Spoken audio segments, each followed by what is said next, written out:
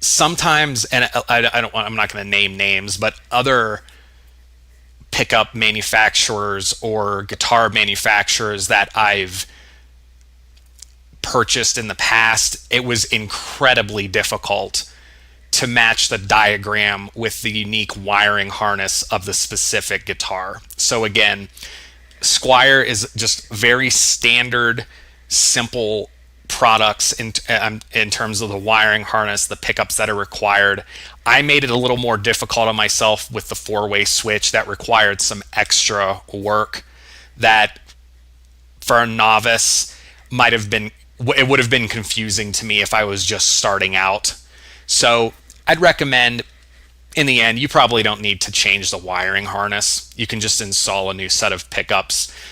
Honestly, by just looking at how the original setup is and copying it. So take a few pictures beforehand, or for example, when you're doing your soldering, undo the old pickup and then install the new pickup right away. That way you'll see exactly where it needs to be installed and how it needs to be set up.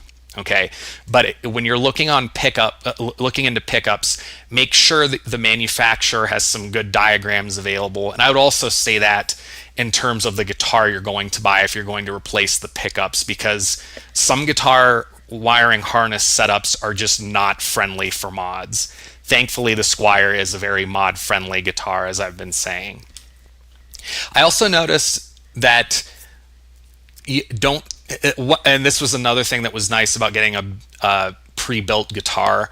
I didn't know that there had to be an extra wire from the ground to the bridge, but I saw that when I was removing the old pickups. So why I'm bringing that up is if I wouldn't have seen that in there, my pickups probably wouldn't work correctly, if at all, and I would have been confused as to what I was missing. So having something like that to start with can smooth out some of the confusion that can happen when you're doing your own mod. Okay, this was a challenge point for me because it seems like most, well, I don't want to make any overarching statements here. Actually, it's a good description on the screen right here. Import guitars tend to have I'll say a flat, one-sided switch, and a lot of USA spec guitars have a two-sided switch. Okay, and this was confusing to me, and it's not always the case. In this situation, I ended up with a USA harness by accident. So, and I'll go into more detail on that later. But if you're switching the type of switch you're using from import to USA, it says Fender type up there, but that means USA.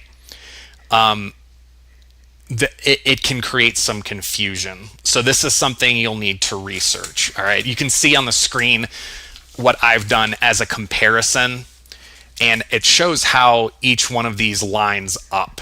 Okay, but this was something that became difficult because I had to transcribe an import type to a USA type. So it took a lot of research to make sure that I was installing the pickups correctly on the new wiring harness, which, in addition to having a four-way switch, which is unusual, added a layer of complication that took some time to figure out.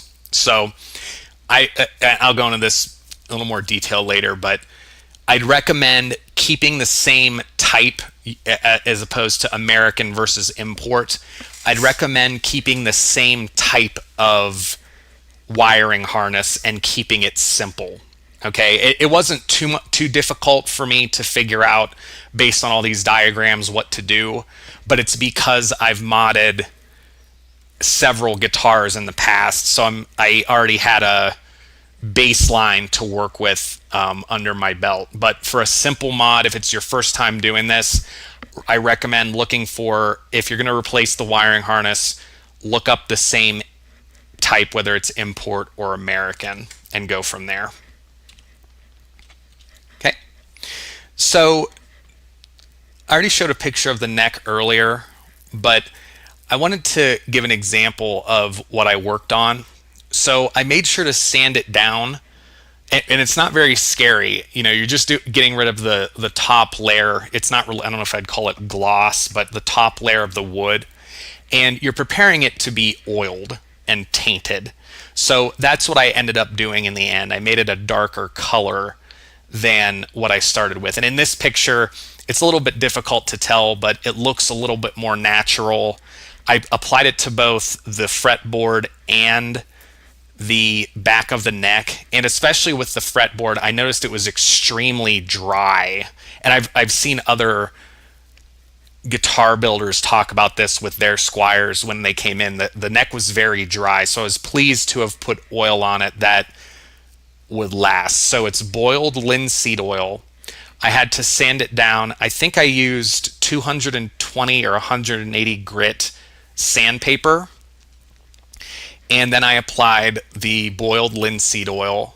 I did several coats over a period of days. It takes about a day to dry. There's other stuff you can buy to make it go faster, but I wanted to keep it simple. And in the end, it made the fretboard, it's not moist, but I don't want to say condition either, but it gave it something to make it less dry.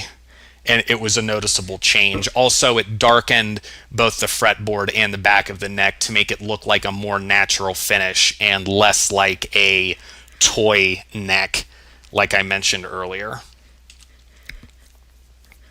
Okay, so I pretty much covered this already.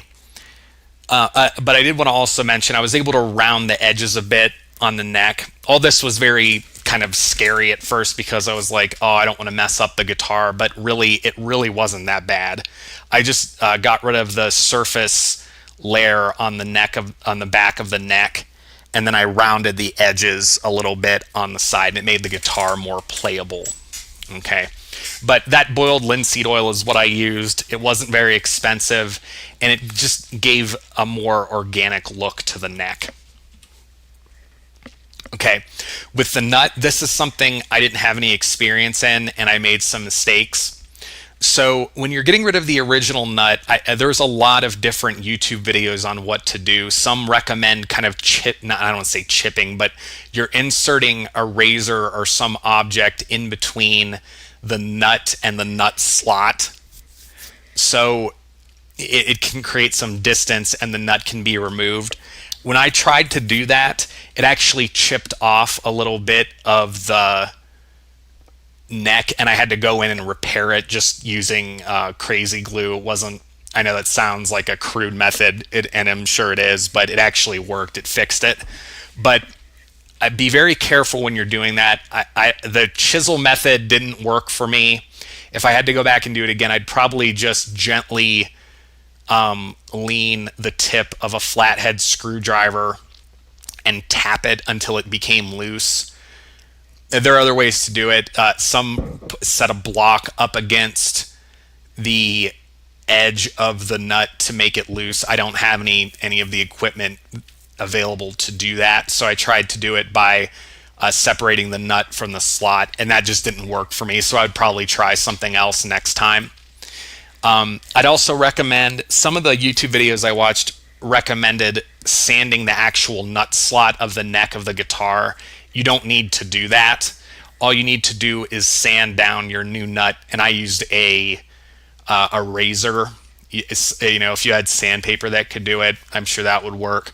The razor was time consuming, but with patience I was able to get it. It fit, and it worked out fine. But my recommendation is just be careful when you're pushing the original nut out of the slot. In the Squier, it was very firmly glued into the slot, and make sure to sand the new nut so that it fits inside rather than the actual nut slot. Okay, so this USA or American style versus import style turned to be a problem several times. Import jack plates are different than American jack plates, so when I went to replace that, it didn't line up perfectly. The wiring harness, I ended up with a USA harness that did not fit into the control plate, so then I had to go buy a new control plate. And then the knobs wouldn't fit on the original, so I had to go buy new knobs, so it increased the expenses. So the American versus the import is a big deal, and it goes for the bridge too. Thankfully I knew by the time I was buying a new bridge not to get the American style bridge, or maybe actually it was just coincidence that I didn't get the American style bridge.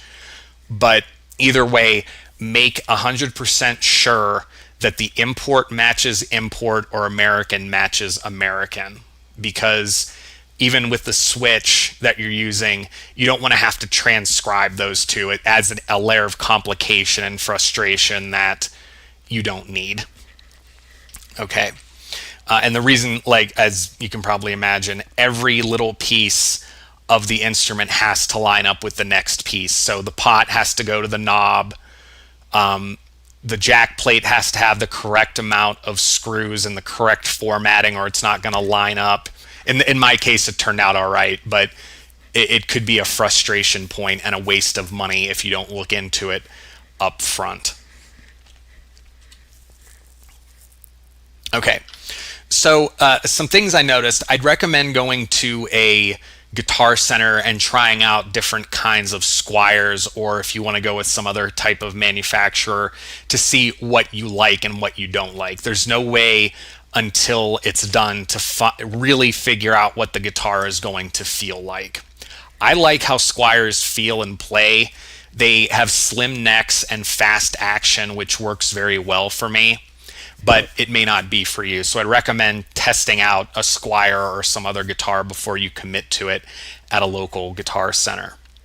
I needed to add a small shim. That's a very thin piece of wood to the back of the neck and put it back in place. There was I got some fret buzz, and that's what the luthier at my local music shop recommended. That wasn't hard to do. I just sanded down this thin piece of wood that I was grateful that the luthier just gave to me out of kindness. So I sanded that down, glued it on the back, and it made the neck more balanced and in line with the guitar body.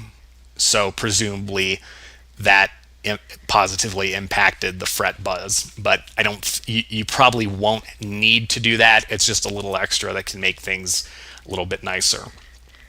Something I didn't expect that I learned over the process: if you can do Amazon and you have Amazon Prime, definitely go through Amazon to buy everything.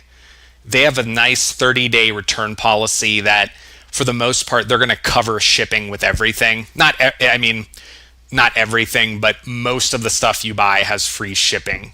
Okay, especially if something comes in that isn't what you expected it would be. Okay, with Reverb, you've typically got about 7 days, and then after that, customer service goes out the window, and you're basically stuck with whatever problem you have. Okay, and normally with me, this has become a problem when I've bought something where an issue would come up where you could only know that it was a problem if you had some time with the piece of gear. Okay, but once that happens, after the 7-day window is done, the seller isn't going to return or, in many cases, even help fix the problem. It's like, well, I did my duty. I'm going to wash my hands of this, and it's on to the next sale. So Amazon has a way better return policy. I recommend going with Amazon if you can. Okay. The bridge was a real struggle for me because I tried several different kinds. I originally just wanted to do the 3-barrel setup that very early Telecasters had. I think it was the 50s models had this. They've since improved over time.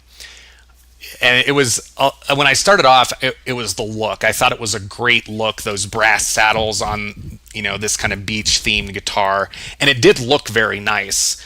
But with each one I tried, I'll just call them I don't know if open saddles would be a good phrase for it, but the first two, the one on the left, the one in the middle, has these barrel saddles that